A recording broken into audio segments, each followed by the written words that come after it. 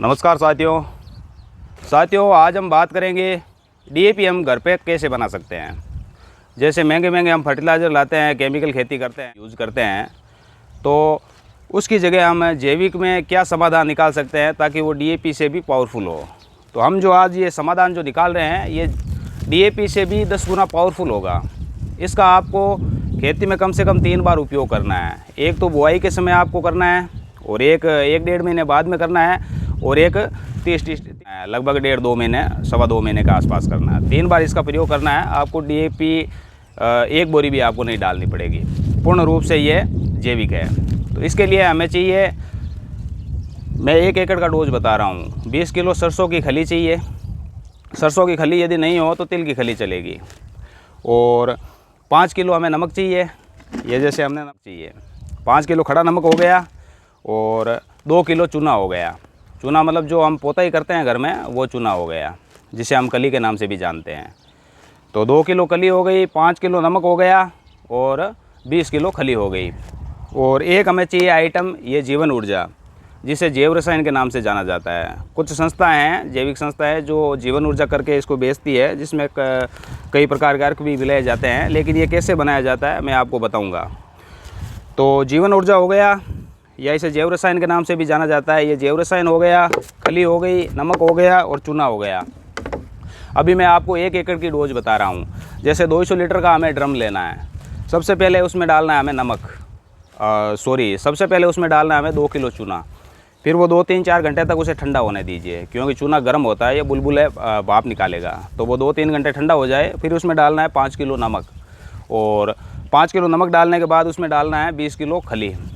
और वो डालने के बाद आपको 5 लीटर, कम से कम 5 लीटर या ज़्यादा आप 10 लीटर भी डाल सकते हो, ये जीवन ऊर्जा जैव रसायन आपको डालना है। और जैव रसायन जो है वो मीठे वाला होना चाहिए। जैव रसायन बनाने की प्रक्रिया ये होती है, मैं आपको शॉर्ट में बता देता हूँ। 1:3:10 के रेशियो से ये बनता है। जैसे 1 किलो गुड़ हो गया, 3 किलो फल हो गए, और 10 किलो पानी हो गया। तो इस हिसाब से, इस रेशियो से ये जीवन ऊर्जा बनता है।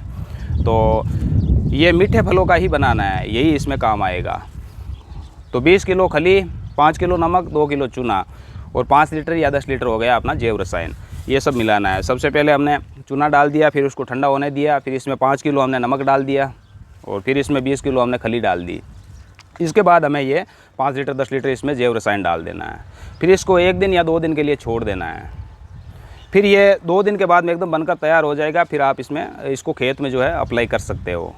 तो साथियों, ये जैव रसायन जो है इसमें डालने का मतलब ये है, क्योंकि सीधे हम सरसों की खली या सरसों की खली जो डालते हैं खेत में, ये पीएच ज़मीन का जो है वो डिस्टर्ब करता है। क्योंकि सरसों की खली का पीएच जो होता है 11-12 के आसपास होता है। तो इसका पीएच जो है अनुकूल, फसल के लिए अनुकूल बनाने के लिए हमें ये जैव रसायन डालना पड़ता है। क्योंकि जैव रसायन का जो है पीएच है वो 2-3 या 3.5 के आसपास होता है। तो 2-3 पीएच इसका हो गया, और 11, 11.5, 12 के आसपास इसका हो गया। तो दोनों यदि मिलेंगे तो ये इसका पीएच जो है वो संतुलित हो जाएगा, जो फसल के अनुकूल होगा, क्योंकि पौधा तुरंत इसको एब्जॉर्ब कर लेगा।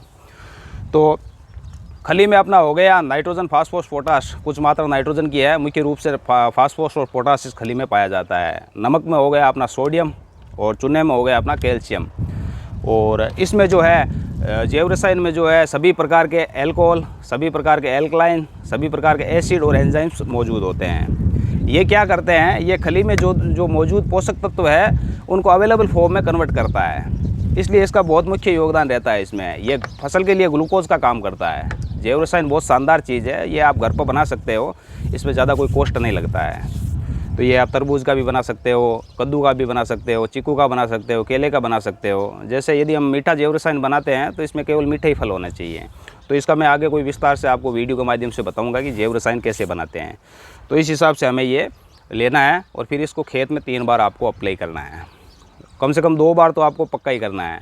तो आप देखोगे कि नाइट्रोजन, फास्फोरस, पोटाश की कोई भी, किसी भी प्रकार की आपकी फसल में कोई कमी महसूस नहीं होगी आपको, और फसल की ग्रोथ इतनी शानदार होगी तो वो आप देखते ही बनेगी आपको।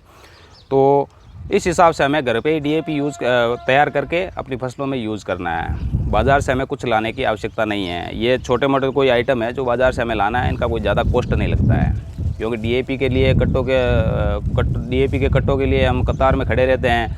कम से कम 10-10 दिन, 1-1 महीना, 2-2 महीना हमारा नंबर भी नहीं आता है। तो ये आपको लाने की कोई आवश्यकता नहीं है। तो ये पूर्ण रूप से जैविक है, इसका आपको अपने खेत में अप्लाई करना है। तो जानकारी अच्छी लगी हो तो वीडियो को शेयर लाइक ज़रूर करना और चैनल को सब्सक्राइब करना ना भूलें। मिलते हैं किसी अन्य वीडियो में किसी नई जानकारी के साथ। तब तक के लिए नमस्कार, धन्यवाद।